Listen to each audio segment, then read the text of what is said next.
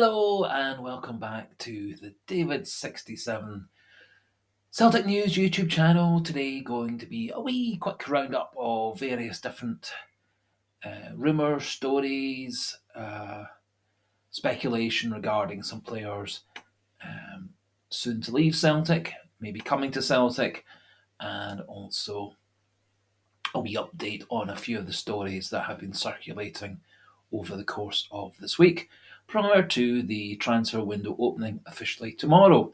Just before we crack on with the actual video, please do consider clicking the subscribe button if you're new to the channel and you like the style of the channel and these videos. Please do click that subscribe button, just on the border of 600, which would be a nice wee target to achieve by the weekend.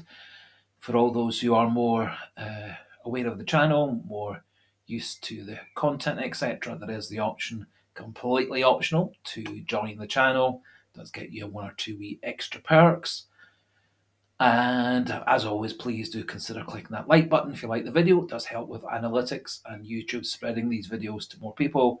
And then finally, do feel free to pop your comments regarding this video, this update on Celtic news and associated issues. Do feel free to pop your pleasant, polite comments in the comment section, and we can have a nice chat, debate, discussion amongst like-minded Celtic fans. Now, in preparation for tomorrow's transfer window opening, does look like Celtic are negotiating quite actively a few players leaving the club.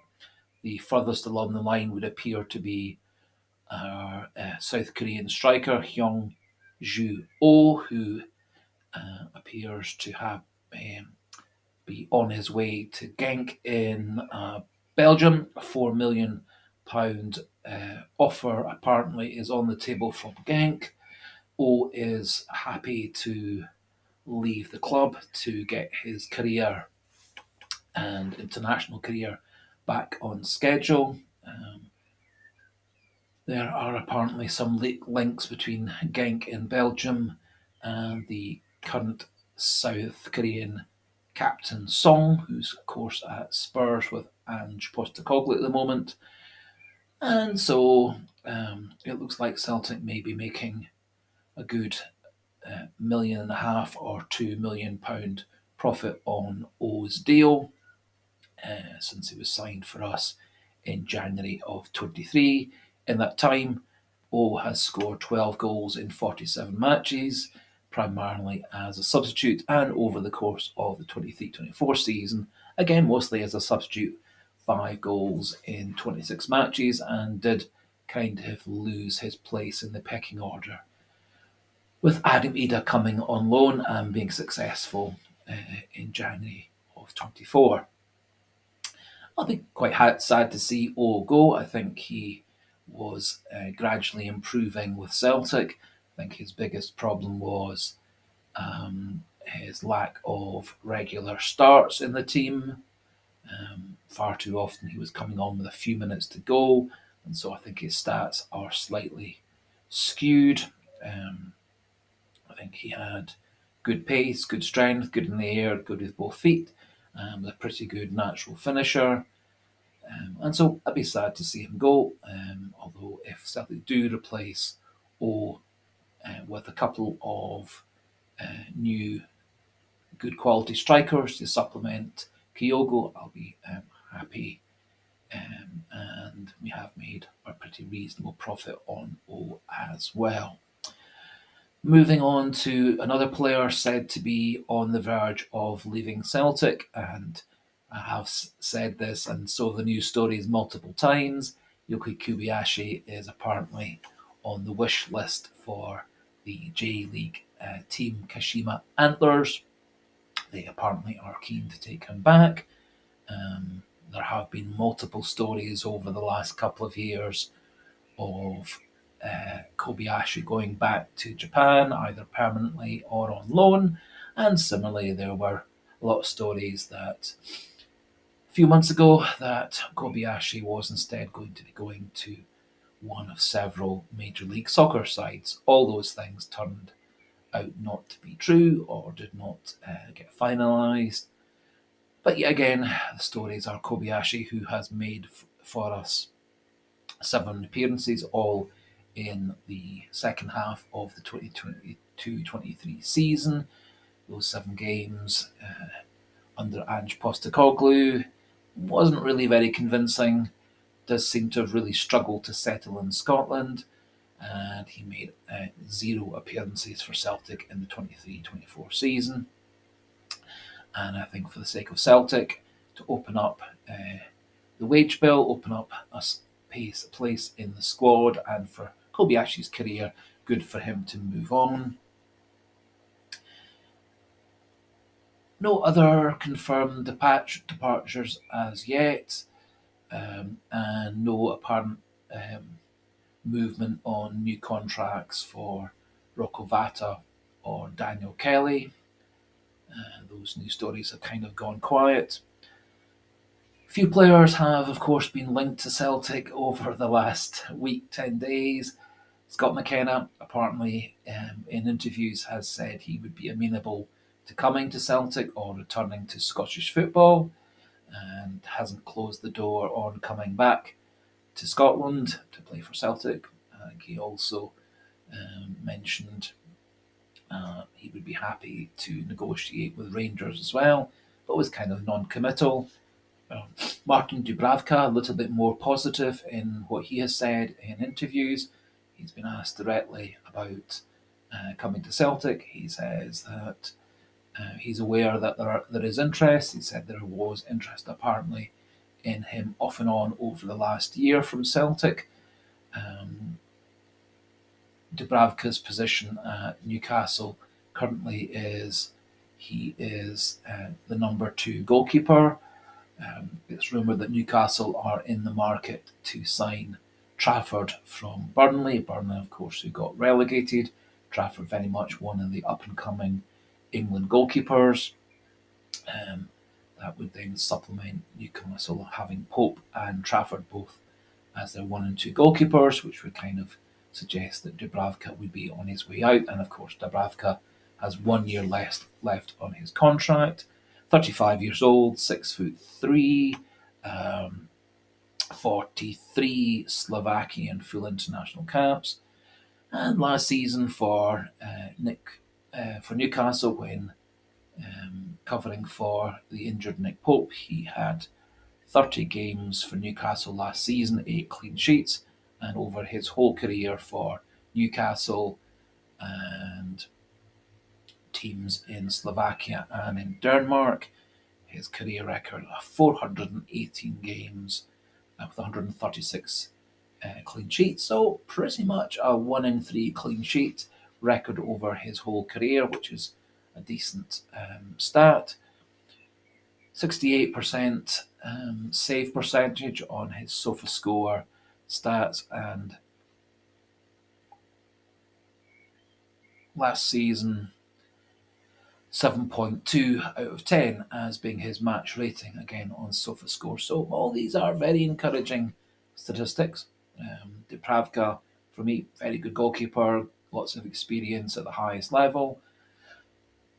Played internationally, currently at the Euros with Slovakia.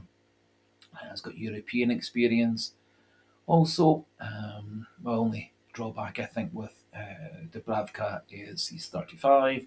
And so if we did sign him again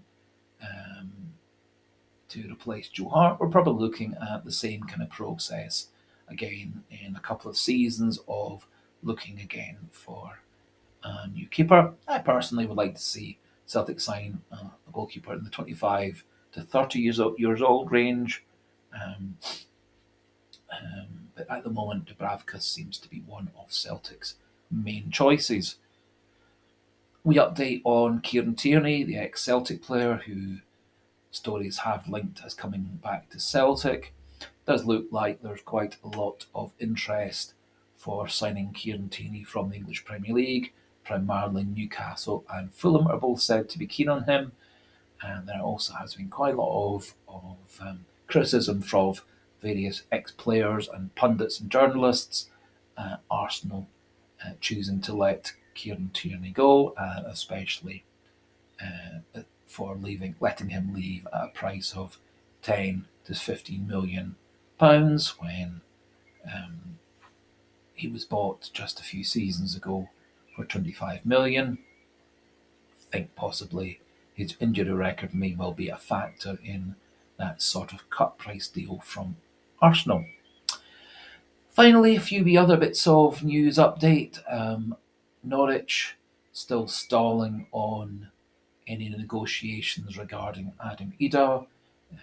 The story is they're letting their manager assess the squad and assess the players through the next several weeks of pre-season and friendlies. However, they have now slapped an £8 million price tag on Idah, and so it does look like they are trying to scare away any potential bidders, such as Celtic or other teams impressed with Idah's half season on loan at Celtic. Also, interesting story regarding Tommy Conway. Some inside sources at Celtic are suggesting that Celtic are not necessarily looking to sign Conway at this time. Conway's moving into his last year of his contract at Bristol. He has turned down multiple offers of new contract at Bristol. And it looks like Celtic and Rangers are more waiting to see whether Conway goes unpurchased in the summer and then looking in the January window to cash in on him when he would be available for a compensation fee of around 300,000 because he would be crossing the England-Scotland border. I'm a bit disappointed actually in Celtic not looking to sign Conway straight away. I think at 6 foot tall, good fast player, 2-footed, good finisher, now risen to being a full Scotland international after a successful under-21 career. He's got a pretty reasonable scoring rate for a player playing at the lower part of the English Championship, and I personally think if Celtic are going to pursue him, they should pursue him nice and soon and get into negotiations with Bristol, especially if the plan is to let O leave and there's going to be a significant delay with the Adam Idah deal as well. No update in the last 24-48 hours on any deals for Paulo Bernardo, Urjan Cakir, Flavius Daniliuc,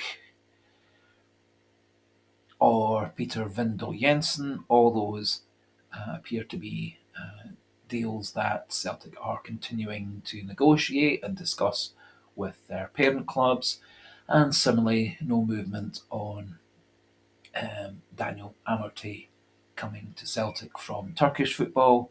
Again, it's said that Celtic did lodge a £4 million bid for him around a week ago, but no mention of any deals or Amartey or any other player coming to Celtic for contract signing.